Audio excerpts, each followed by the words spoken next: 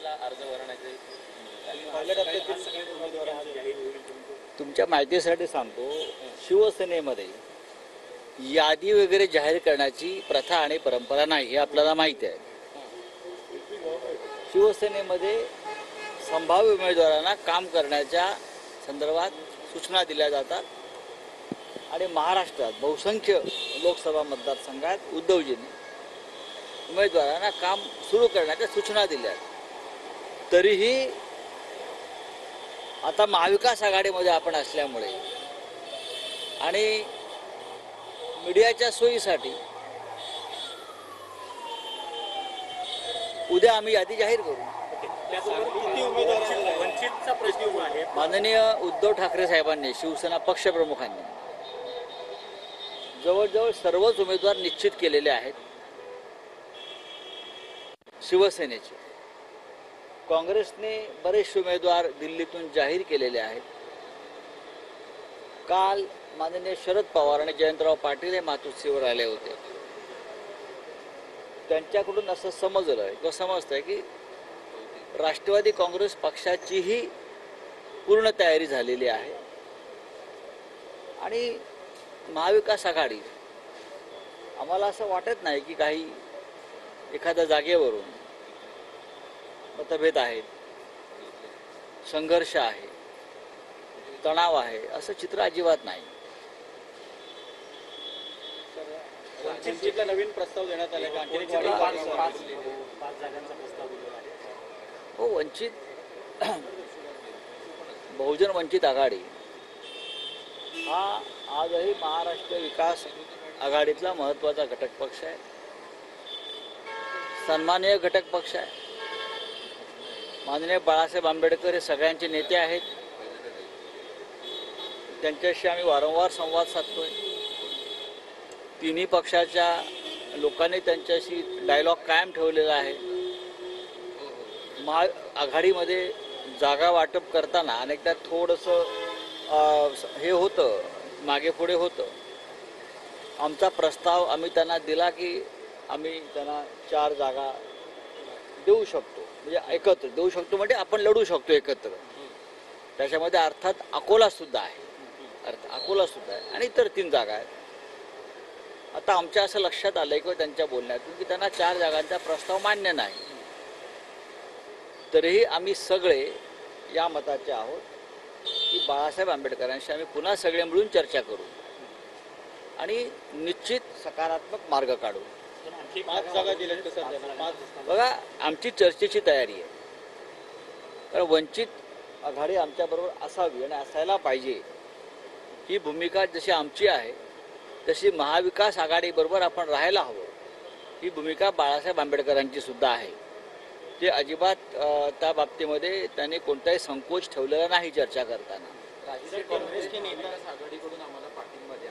राजू शेट्टी म्हणतात महाविकास आघाडीने मला पाठिंबा द्यावा, मी महाविकास आघाडीत सामील होणार नाही. पाहू ना, त्यांची आमची चर्चा सुरू आहे. ती जागा जी आहे हातकणंगले, ही जागा शिवसेनेची आहे. तिकडे शिवसेनेचा उमेदवार 2019ला जिंकून आल्यामुळे ती जागा शिवसेनेच्या वाट्यात आहे. त्याच्यामुळे त्या जागेसंदर्भात काय करायचं हा निर्णय शिवसेना महाविकास आघाडीतल्या इतर घटक पक्षांशी चर्चा करून घेईल. आज सकाळी आता जयंतराव पाटील कोल्हापूरला आहेत. आज ते कोल्हापूर, हातकणंगले, सांगली, सातारा अशा जागांचा आढावा घेत आहेत आणि त्याच्यानंतर ते ज्येष्ठ नेते आहेत, त्यांना त्या भागातली जास्त माहिती आहे, तिकडलं राजकारण ते जास्त जवळून ओळखतात. त्यानं उद्या किंवा परवा आम्ही त्यांच्याशी चर्चा करू या सगळ्या विषयावर. आज शरद पवार से मिलने गए थे और उन्होंने सांगली और भिवंडी को लेकर जो सहमति नहीं बन पा रही है उस पर चर्चा की. निकल रहा है, सहमति हो गई है. सांगली शिवसेना ही लड़ेगी, सांगली, आई रिपीट, शिवसेना ही लड़ेगी. और भिवंडी के बारे में मुझे लगता है राष्ट्रवादी कांग्रेस पार्टी का दावा जो है भिवंडी के ऊपर, उसके ऊपर चर्चा लगभग खत्म हो चुकी है. निरंतर बोलणं सुरू आहे. आंबेडकरांशी. वंचित सोबत आंबेडकरांशी सतत चर्चा करावी असं ते व्यक्तिमत्व आहे आणि त्यांच्याशी बोललं तर आम्हाला ऊर्जा मिळते. वंचित सोबत आले नाही तर तुमचा प्लान बी तयार आहे का? प्लान नाही. बी नुसार तुमचा फॉर्म्युला कसा असेल एकूण सर्व? आम्ही कोणताही प्लान ABCD ठेवत नाही. तुम्ही आमच्याबरोबर यायला पाहिजे, आम्ही तुमच्याबरोबर राहू, हाच आमचा प्लान असतो. महाराष्ट्रामध्ये आपल्याला एकत्र काम करायचं आहे, हाच प्लान A आहे. या देशातली हुकुमशाही पूर्णपणे संपवायची आहे, हाच प्लान A आहे. वंचित न आले 22-16 हा फॉर्म्युला बरोबर आहे. ते तुम्हाला आता प्रत्यक्ष उद्या किंवा परवा कळेल. फार काळ लपून राहत नाही त्या गोष्टी. महायुतीमध्ये भाजपच्या सर्व जागा जवळपास आता निश्चित होऊन जाहीर सुद्धा झालेल्या आहेत, पण घटक पक्षांच्या जागा अजून काही जाहीर होत नाही आहेत. बघा, गुलामांच्या तोंडावर तुकडे फेकले जातात. जे मांडलिक असतात, जे गुलाम असतात, जे आश्रित असतात, त्यांना मागण्याचा अधिकार आणि हक्क नसतो. त्यांच्या तोंडावर कायम तुकडे फेकले जातात. आमचं जागा वाटप आम्ही महाराष्ट्रातच करतो. कधी आम्ही मातोश्रीवर बसतो, कधी सिल्वर ओकला बसतो, कधी अन्य ठिकाणी बसतो. आमच्यात जे काय चाललंय ते या राज्यात आहे. आम्हाला उठसूट दिल्लीला जाऊन नेत्यांच्या लॉनवर रुमाल टाकून बसावं लागत नाही. बारामतीची जागा आता कोण लढणार की नाही सुनेत्रा पवार यावरही प्रश्नचिन्ह उपस्थित झाले, कारण महादेव जानकर आता गळायला लागलेत असं ते म्हणतात. गळालाच लावतात, ते स्वतःहून जात नाही आणि मग माणसं गाळ्यात जातात. महादेव जानकरांच्या बाबतीत मी बोलणार नाही, तो त्यांचा निर्णय आहे.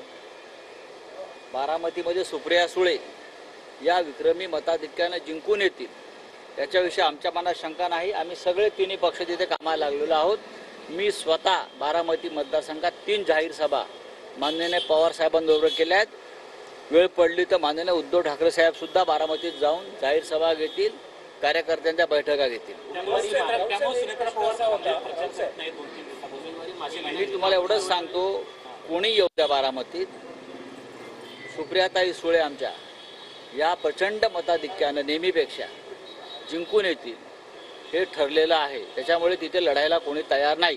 त्याच्यामुळे असे गळाला लावण्याचे प्रयत्न सुरू आहे. ज्याला गळाला लावा त्याला गळाला लावा आणि गाळात घाला. राऊत साहेब, राष्ट्रीय पक्ष असलेला भाजप आणि काँग्रेस एका मागोमाग एक आपल्या उमेदवारांची घोषणा करते, पण 2019 नंतर महाराष्ट्रातलं जे राजकीय गणित बदललंय त्यात प्रादेशिक पक्षांची जागा जाहीर करण्याची किंवा उमेदवार जाहीर करण्याची कुठे अडचण होते? अजिबात नाही, अजिबात नाही.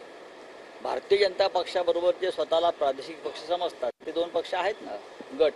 सगळ्याच राजकीय पक्ष शिवसेनेच्या बाबतीत म्हणाल तर आमचे उमेदवार आमच्या मतदारसंघात कामाला लागलेलेच आहेत. अनेक ठिकाणी माननीय उद्धव साहेबांनी जाऊन उमेदवार त्या मतदारसंघात जाहीर केलेले आहेत आणि उद्या तुम्हाला यादी तुमच्या हातामध्ये येईल आमची.